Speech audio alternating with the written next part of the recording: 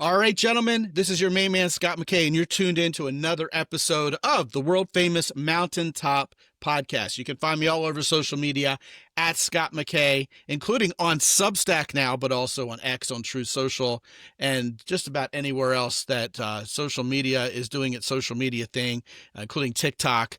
And you can also find me on YouTube at Scott McKay, of course, if you're listening to this show, you should probably go check out YouTube because this show is now on video, and you can check out the video version of this show nowadays as well. And that's at Scott McKay on YouTube, at Real Scott McKay on Instagram. Gentlemen, if you're not a part of the Facebook group just yet, hey, come join us. It's a lot of fun at Mountaintop Summit on Facebook. And the website, as always, is mountaintoppodcast.com. Well, I got to tell you, I'm particularly excited about this show today. I've got a new friend of mine. We were chit-chatting before we hit record on this particular show. His name is Owen Marcus, and he is the head of something called the MELD community. And MELD makes me think of Pinochle, you know? But these guys are like, what the heck are you even talking about, McKay? Look it up. Google it. But he is the head of the MELD community, which stands for Men Emotional Leadership Development. And that is an outstanding topic idea in and of itself. But what really drew me to Owen's work is he talks about something that has somehow eluded us in this show, which is polyvagal theory. And it has a lot to do with how we as men can be our best selves, obviously to attract the right woman and to conduct a successful relationship with the kind of women we want. So with nothing further, Owen Marcus from Nevada City, California. Welcome, man. Thank you, Scott. It's an honor to be here. It's an honor to have you, man. You're doing great work with some great guys. It sounds like the type of guys who come to you are a lot like the type of guys who come to me, right?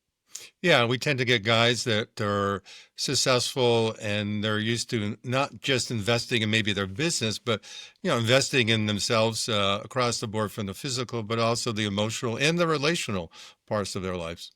Yeah, I mean, that's what we're all about around here. Anti-victimhood, pick yourself up by your bootstraps, make it happen, Captain. Your own life. Well, it's yours. It's your own life to do with it what you please. I mean, obviously some things can happen that are beyond our control, but everything that is within our circle of influence is something we as men should take care of, right? Yeah. And we get into why we don't do that and everything from how our physiology takes us out to, how the culture entrained us not to. Yeah. And that's where polyvagal theory comes into play. Now, the disclaimer here is polyvagal theory is just the tip of the iceberg for you. You talk about all kinds of smart things in terms of how men carry themselves, the ramifications of masculinity. We could talk about somatic awareness as part of polyvagal theory, which, self-awareness in general is a huge topic around here. And you also talk about how men get numb and we just kind of just check out. And, a lot of times women, their number one complaint, Owen, is, men are emotionally available. And guys are like, what does that even mean? Well, I think you're going to be able to describe that to these guys and how to get out from under it. You have something to say about the nice guy thing versus being a jerk, and you tie that to narcissism, which is another big hot topic. Mm-hmm. And you talk about relational intelligence as well. So all of that is fair game here. But I guess the best place to kick this off would be to help these guys out who are probably frantically Googling while they're listening and driving at the same time, trying to figure out what the heck polyvagal even means. Talk to us briefly about what polyvagal theory is and why it's so relevant to us as men and our success with female human beings. Polyvagal theory sounds really complicated, and it really isn't. It was developed by a fellow named Stephen Porges. Great guy. We've had on our programs, known him for years. He's a scientist that he first got traction with the clinicians rather than other scientists because the clinicians understood what he was saying was really right on. And what he realized in his research is that we're hardwired and we have a nerve in our body that is set up for what he calls co-regulation, this ability to connect. And what he found is, it's like Scott and I are co-regulating, we're connecting, our physiology will start to sync. And this is sort of like the mirror neuron thing that people talk about. Mm-hmm. But we are hardwired, instinctually to read people's nonverbals, the little muscles in their face, how are they moving or not moving, the tonicity of their voice, the general body language, body movement. We read all that first for safety. Is Scott safe? And if he's safe, I'm probably going to feel safe, and he's going to see or perceive those cues from me, and then we start co-regulating. And we train men how to do that. We give them a little of the theory, but that's just a little. But given the skills that really train or retrain the nervous system to be able to do that, and then they get to practice with other guys in these safe experiences. And what happens is, because we're hardwired to do it, doesn't usually take long for our nervous system to learn or relearn this, and it starts to generalize into their other relationships, be it going out on a date, be it in the relationship or at work, and people start to feel safer, they start to trust, and they start to have this sense of a deeper connection, and they, rather than feeling put off or unsafe or hesitant, and as you said, the other person feeling that you're checked out because you're just numb, that person starts to feel like, oh, you're really present, and I'm drawn to you, because when you're safe and you're present and you're connected to your own experience, you are attractive. There's so much to talk about there. First of all, polyvagal theory, logistically speaking, is talking about the vagus nerve, correct? Yeah, the vagus nerve is the 10th cranial nerve. It's the longest or biggest nerve of the body. But one of the interesting things that Porges found is that 80% of the nerve impulses go from the gut and below the head to the head of the brain, and only 20% go down. And so what he said was, we have this another sense called interoception, or our ability to feel our internal sensations. And so when we can feel them consciously, because we're always feeling them unconsciously, when we can tune into that somatic awareness of feeling our bodies unconsciously, like I'll ask a guy, where do you feel X or Y? And they go, oh, well, I feel it in my gut, for example. Right. All right, feel it in your gut. And so what happens when we feel it, say, in our gut, we are becoming consciously aware of what the unconscious or the lower centers of our brain already knew. And what that's telling us is that, oh, if I can feel my body, I'm safe. And if I feel safe, someone else is going to feel safe with me. And that's going to set up this deeper connection that we do want in our relationships. You're already on the right wavelength, because you're talking about safety. And that is basically the central premise of, well, in our vernacular, the beginning stages of attraction with women. The masculine work, as it were, in terms of attracting women, is to make them feel safe and comfortable, so that you are seen as a provider and a protector. And it literally makes women horny. And guys don't realize this. So you're talking about guys and their somatic awareness. And the first thing I thought of is the guy at the bar who bought a drink and he's protecting himself with it. He's got a drink in front of it, like, don't get near me. And then he goes and he talks to a woman, and he's so wadded up in fear that she just follows his lead in terms of the energy she's going to give out. And then the woman's looking at him like, what do I do with this guy? And he's thinking, see, she rejected me. She's afraid of me. She doesn't like me. But he led, didn't he? He led from a state of stress or survival. And so, just like I was saying, that woman unconsciously picks up that this guy does not feel safe in himself. So it means that he's probably not safe for me, and he's not vulnerable. He's not present. He's like in some previous event that he's running in his head and his body and his physiology. And so he's completely unavailable. And so it's like, oh, I'm backing away from this. Yeah, and see, that's what women mean when they say, oh, this guy is emotionally unavailable. He's checked out. I don't know who he is. I don't know what's going on inside his head. He's not going to express any of that, let alone, demonstrate it. So what does she feel? Voila, she feels unsafe. Am I onto something? You're completely onto it. And she might not, consciously say, oh, I feel unsafe, but she's going to, in her own polyvagal way, her own somatic awareness, go, something feels off. And how many times have we been with someone and we said, something rubbed me the wrong way? He might have, or she might have said all the right things, but it just did not feel right. Yes, you're absolutely right. And meanwhile, I think we as guys have been taught by the old pickup artist community or whatever that women are social geniuses. The whole lot of them. They know exactly the right words to say. They know how to carry themselves. They can reject you with a bolt of lightning and you never even knew it hit you. And all this fear mongering that women are out to get us, and they're better at this than we are, right? In terms of being social, in terms of communicating, in terms of emotions. Men are logical and women are emotional. You talk about interception.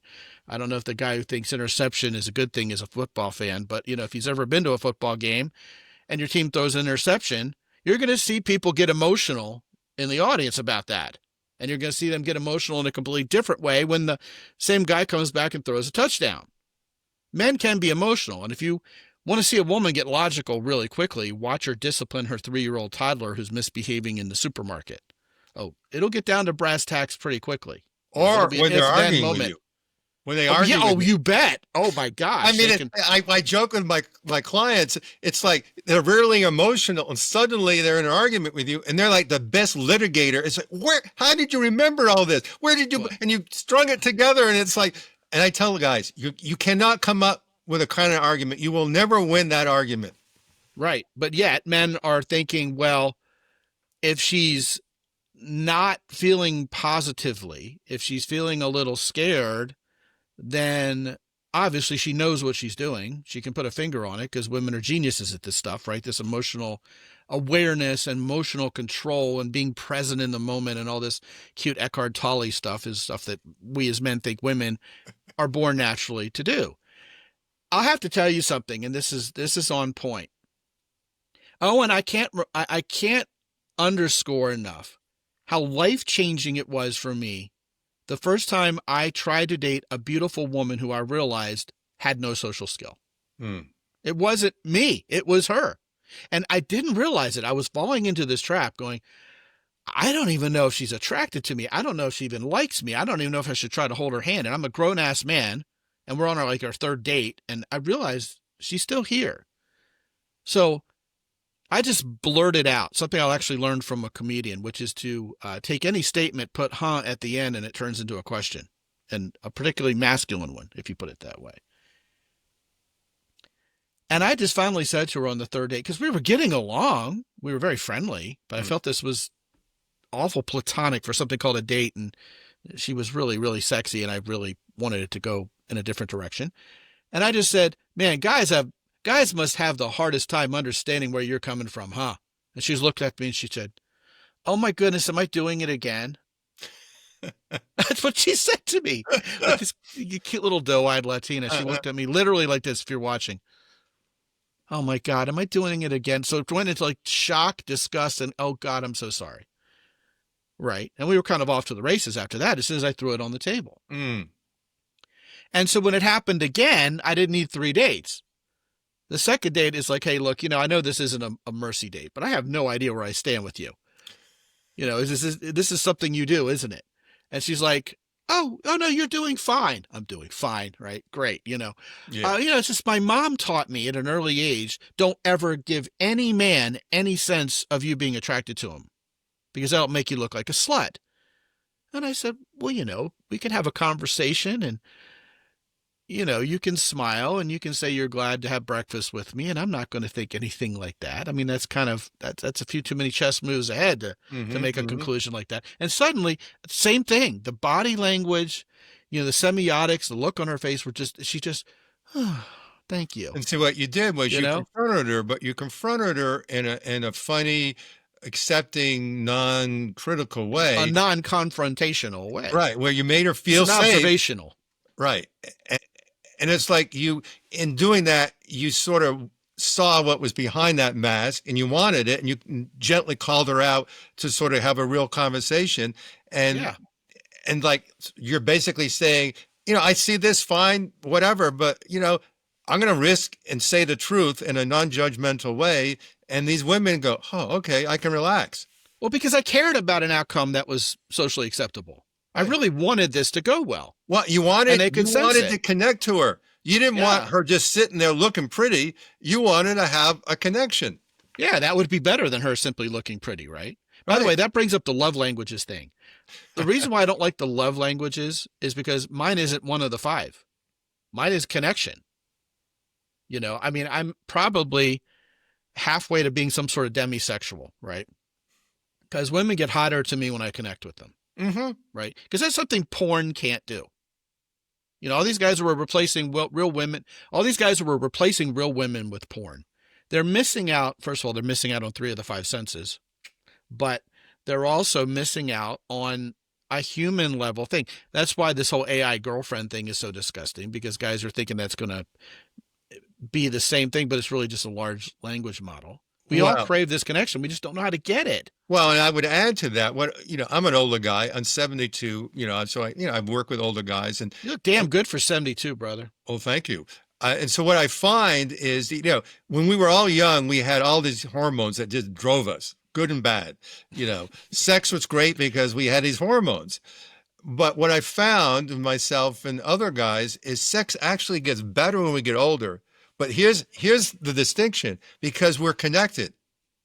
Because when we have a real connection with a partner, it's a different kind of sex. I couldn't do that. I didn't know I was even missing that when I was young, because hormones were driving everything. And so when guys can... Plus we last a little longer. Right. We get a lot of benefits out of hormones, but we can get other benefits when we work on this connection. And benefits in terms of just having a date that works, to having an ongoing relationship that is deep and fulfilling. Yeah, absolutely, man. You touching upon something that gets right to the heart of why younger women like older guys.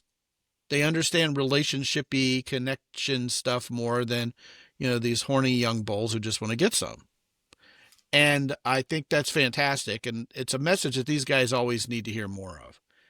Let's go back and talk about the vagus nerve and how it applies to everything we've been talking about so far. You were talking pretty extensively in our chit chat before we hit record on this podcast about relaxation. And so I know that, what you're talking about here in terms of polyvagal theory goes along with with relaxation very much. And that relaxation in turn makes women feel safe and comfortable, which is the Holy Grail. Tie all of this together for me. What do we need to know about the vagus nerve and polyvagal theory, and how can we get practical with that? Well, start with that. Everyone's told us, at least me for years, relax, but they never taught us how to relax. So it just makes us more stressed. Like, I gotta relax. Cops, relax, buddy. Right? So, yeah. So I created this, what I call the ROC formula, ROC. R stands for relax, but you relax by slowing down, and you slow down by slowing down your physiology. And we can talk more about what that is. And then once you get that, once you slow down your physiology, then you open up, or you become vulnerable. First to your own experience, but open up and vulnerable to the other person's experience. And then from there, from that place of being relaxed and open and vulnerable, you reach out and connect to that person from this open and vulnerable place where, you feel safe, and that person almost innately just starts to connect with you.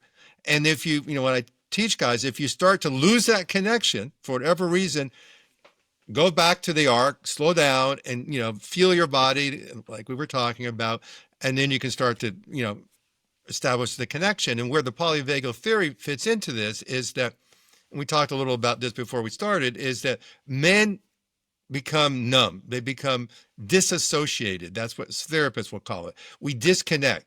And so we've learned through physiology or stress or trauma work that, we have fight or flight. But what I learned back in 1980 was there's a third option that I didn't learn when I was an undergraduate, which was we freeze. So when an animal, particularly a mammal or certainly a human, can't run or fight, we default to an older physiology, which is a freeze physiology. And so a deer in the headlights look is not very attractive to women. Yeah, exactly. We disassociate because that animal can't run and we can't fight, so we check out. So we hope that we're going to look like we're dead and the predator is going to leave us alone. Well, the predator will leave you alone if that predator is a hot female. Yeah, the troopin will eat you alive. On a physiological level, the dorsal vagal, that part of the vagus nerve that's in the back, takes over. And that's the parasympathetic state in excess. The parasympathetic state is the relaxed state, but you're so relaxed that you're disassociated. So, yeah, you will look like you're there and you haven't left the room, but psychologically or energetically or emotionally, you're checked out. And so what that other person starts to feel is unsafe because you lost a connection, and they'll start to try to connect with you, and your words might be sounding great, but you're not embodied, and you're checked out, because that's something you learn to do at an early age. And we're so checked out, we don't even know we're checked out. And short story, what got me turned on to this, I mean, I knew the science, but I didn't realize I was doing this until many years ago. I was in this relationship, and this beautiful woman, real patient, said, "Owen, I do not feel you." And for several minutes, I wasn't arguing. I was debating with her, giving her all these reasons why she should feel me. And suddenly my dumb brain realized I'm just giving her intellectual analysis. You can't talk her into feeling you. Yes. Yes. Duh. Now, at that moment, I didn't know what to do, which has got me into the men's work. But I realized that I was checked out for no reason, just habitually checked out. And she was patient enough, and she was like trying to shake me to feel. And here's the thing.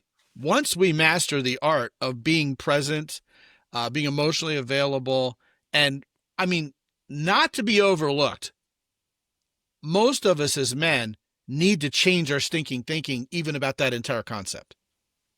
Because we somehow have gotten into our minds that if we go ahead and make ourselves emotionally available, that vulnerable word again, Brene Brown made famous the simple fact that there should probably be two words for vulnerable in the English language: the good kind and the not so good kind. We don't want to be, lambs taken off to the slaughter, without any protection.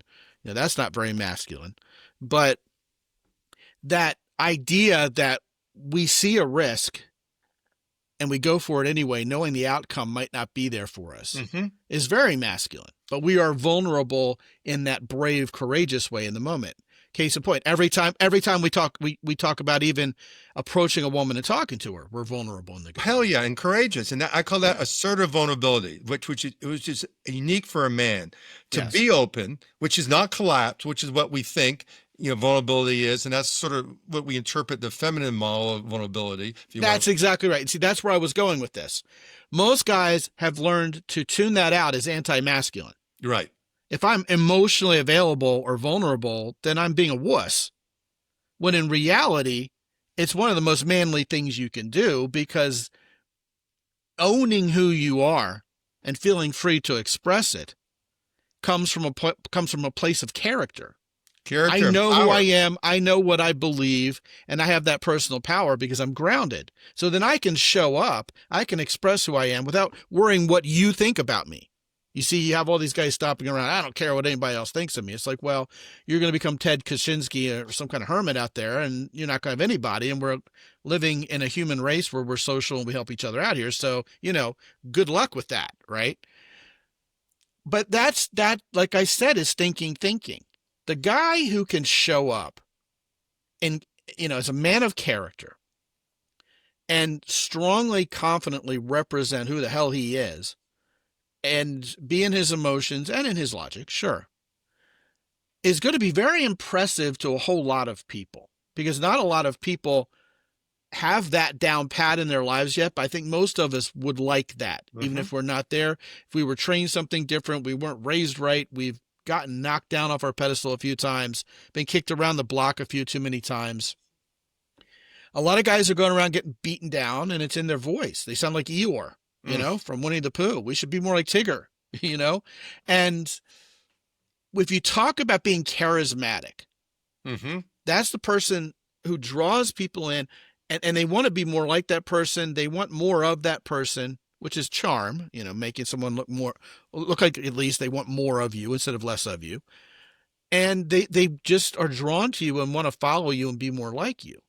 It seems to me that a core component, if not the flat out kernel of that thing, is having this presence, this energy about you where you're authentically you, and it shows. And yet for men, the irony here, and I want you to riff away on this, no doubt, is we've been told to hide that, get rid of that.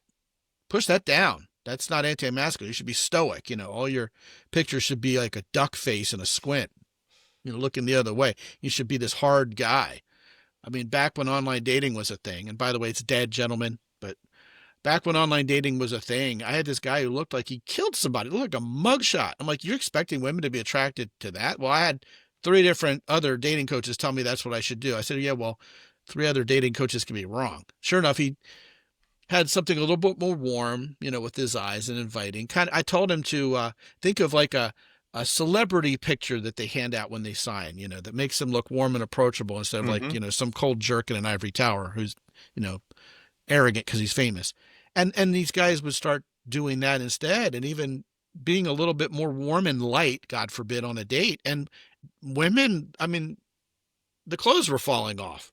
Right. And you're right. I mean, and those, even through a photo, those visual cues we read, and we might not consciously interpret, but with dating apps, it's like, oh, no, because you see that picture and you immediately get the hit. And so it is important. And we're starting with the physiology, the unconscious, and the emotions. And then we use our conscious mind or analytical mind to justify what we're feeling. And so, this is what I call this assertive vulnerability is key, because we both worked with special ops guys and they're vulnerable. And one reason that they're so damn successful is that they trust each other, and they will throw a guy off the team if they don't trust him, because their life and the lives of their buddies depend on that guy. Yep. And so how do they trust him? Through vulnerability. It's not by being macho. And so the macho guys don't make it. It's the ones that are, strong, they're vulnerable, they're willing to risk their vulnerability and themselves for the team or another guy. And that's what we all want. And that is sort of that charisma that we've talked about. And you don't need to be an extrovert to have charisma. To go back to where we started, you first need to be safe, and you need to have your own unique way to develop rapport. Because when I dated years ago, and I was terrible at picking women up at bars, terrible at it. But if I could be in a real conversation with a woman, I excelled. And what I realized was when I could be authentic, women would connect with me. But when there are some men that could, and I've been a bartender years ago, so I know I would hear these pickup lines from these guys. And then what was even worse is these women would buy them. They're probably seeing something under there. Yes. It probably wasn't the pickup line that did the trick. No. Sometimes it can be kind of cute. At least the guy's making an effort. But you're saying some very key things there. I too was the kind who would think, if I could just get on a first date, I'll be fine. But, meeting a woman, cold approaching, risking rejection, or just as significantly, risking bothering her. You're right. Was too scary to me. And I was even one of those guys who couldn't hold eye contact with a woman at the grocery store. I'd look down. And finally one day, and this was after I became a dating coach, I reconciled that. I said to myself, what am I afraid is going to happen? Is she going to shoot daggers at me? Is she going to be laser eyes and, I'm going to be blinded? You're going to run you down with a cart? And I read somewhere that I'm afraid my shame will be reflected in her eyes. And I thought that was powerful. And I said, hell no to that. I said, I have nothing to be ashamed about. So even now, as a married guy, I'll see another woman, a woman pushing a cart at the grocery store. I'll just give her a warm smile. So give me a warm smile back. Or, wait for it, she'll look at the floor in shame. But now I recognize, hey, you're one of me. It isn't about me. It's like, oh, God, that guy's looking at me. How gross. It's that shame. And so I go back in time and think, oh, my goodness, how many women out there may have theoretically wanted to have eye contact with me. And when I looked at the floor, they thought I was shaming them. Right. I was rejecting them. Guys don't think like that because, once again, we're in our head all the time, so wadded up and so unrelaxed, right, that we just forget to be observant. And with that, there's this sort of operating system that I need to have it all laid out, understand it, and have it all planned. And I can't do improv. So, I say something, she responds, and I just respond. I got to have it all figured out. I have to have it down so well. But no, no, no. I mean, you've probably seen this. I've seen it, and I've certainly heard about it from men and women that sometimes what draws a woman in is when you screw up. I can raise my right hand and say that has actually been a factor. I mean, in my marriage, the first couple weeks I was dating Emily, I was on my best behavior. I was Mr. Perfect. And I didn't royally screw up, but I messed up enough that I was really gripping over it. And my dear sweetheart of a future wife said, no, no, I'm glad. Because now, boy, do I feel the freedom to relax knowing that you're human. And I was like, wow, that's really gratifying. Thank you. Yeah, I mean, now frequently my wife and I mess up around each other and don't give it a second thought because we're all human here. But isn't that something? You also mentioned improv, and I don't know if you have any way of knowing this, but I've got an entire audio program called Yes and. Because I think that core principle of improv is the way to connect with women once you've introduced yourself to them.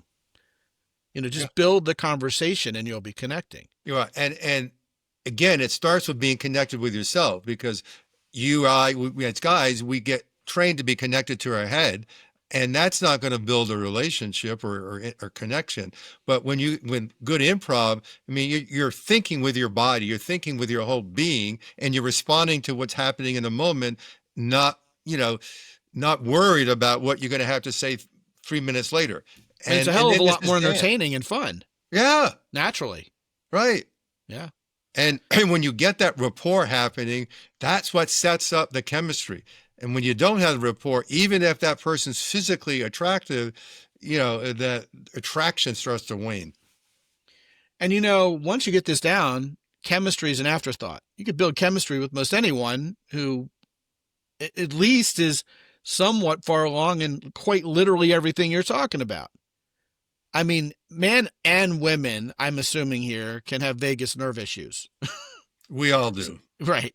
So if you meet a woman who's all wadded up and she's all scared and she's coming from a fear-based mentality or whatever, she just had a bad morning, who knows, and you're being warm and you're being light and you're being authentic and you're showing up and trying to be present, all these little buzzwords we've been throwing around, it's amazing how people like you better. And women, and I will swear to this, okay, time after time on 10 plus lives, which is when I take guys out in field.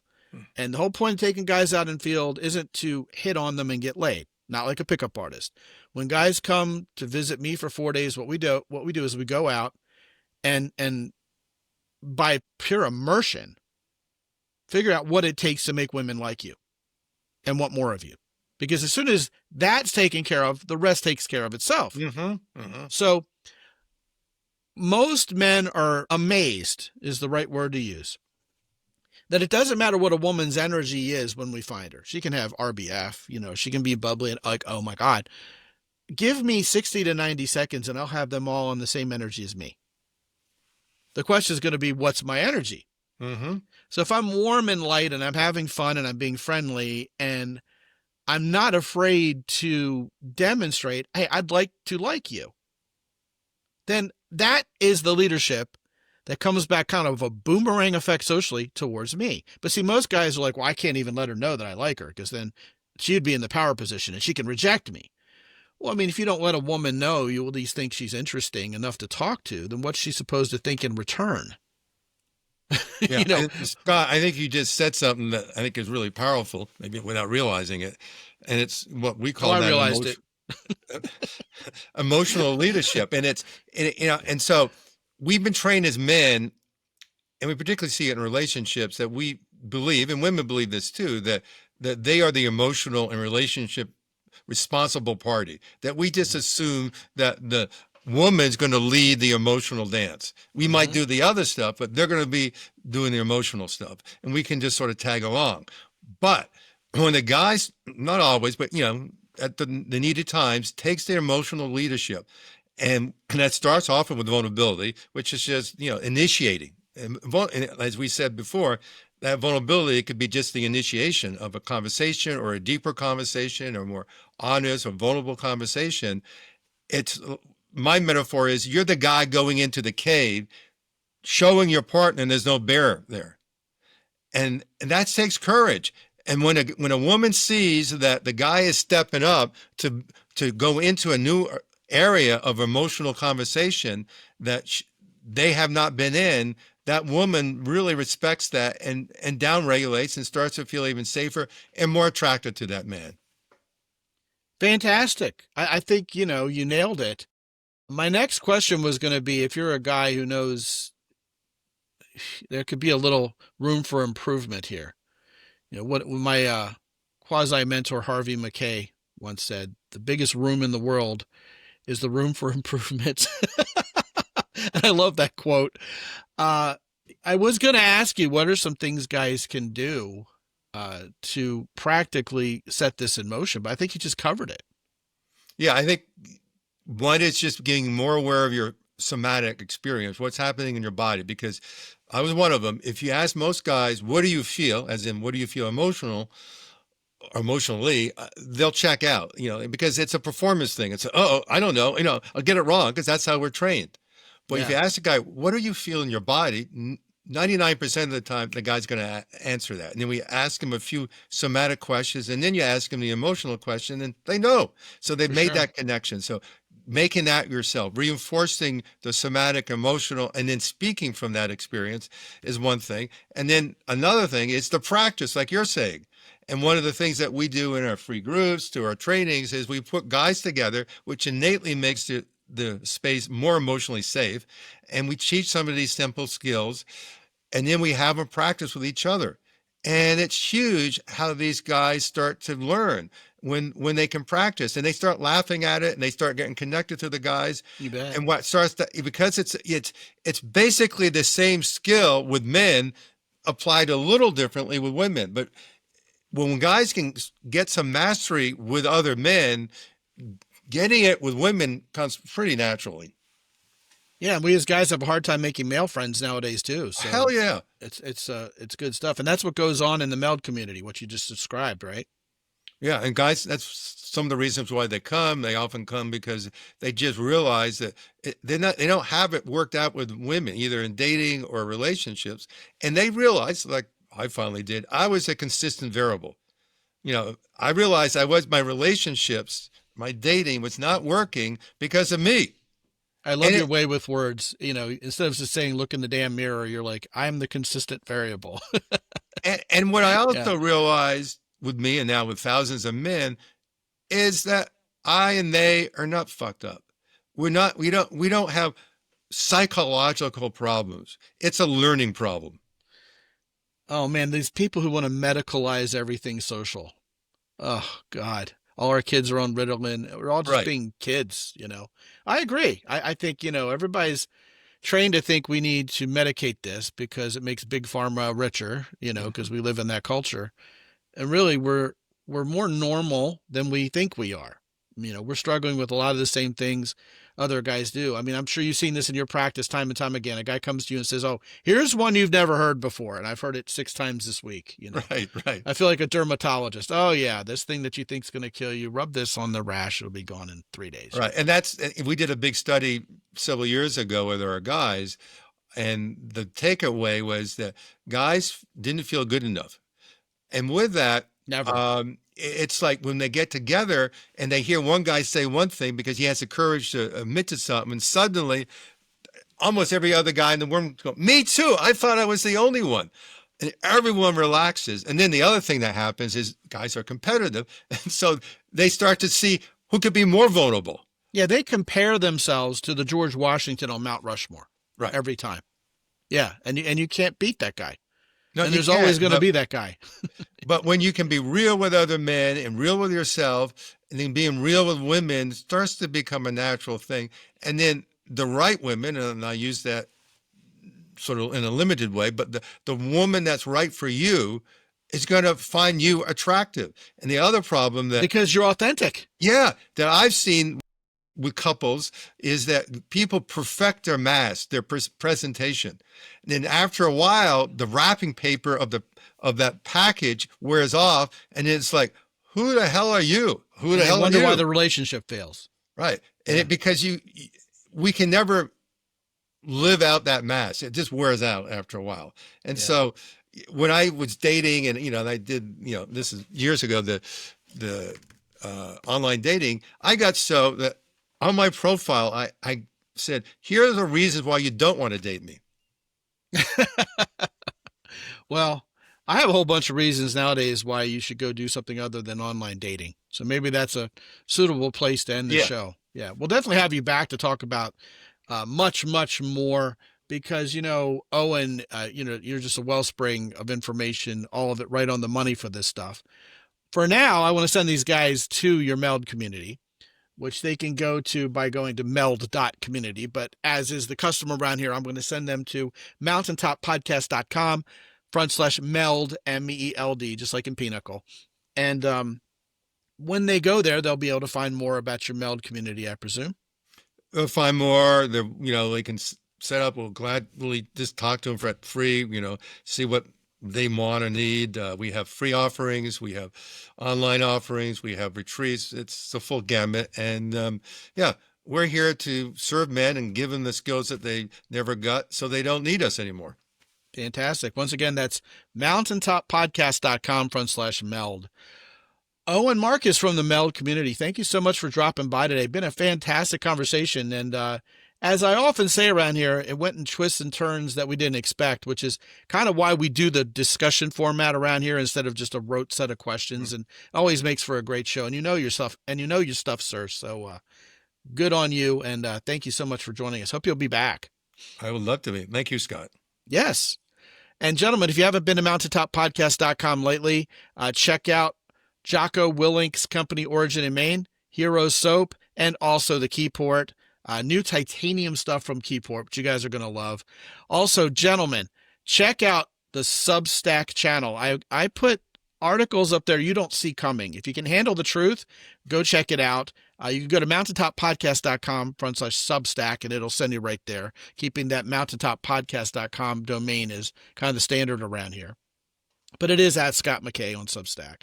Also, some of you guys I haven't talked to personally yet, I'd love to meet you, especially if you're a longtime visitor to this show. I want to challenge you right now to get on my calendar and talk to me for 25 to 30 minutes. If there's a coaching program for you, great. If not, I am glad to meet you, know that you've been listening and hear your feedback on everything. All of that and more is there for you at mountaintoppodcast.com. And until I talk to you again real soon, this is Scott McKay from XMI Communications in San Antonio, Texas. Be good out there.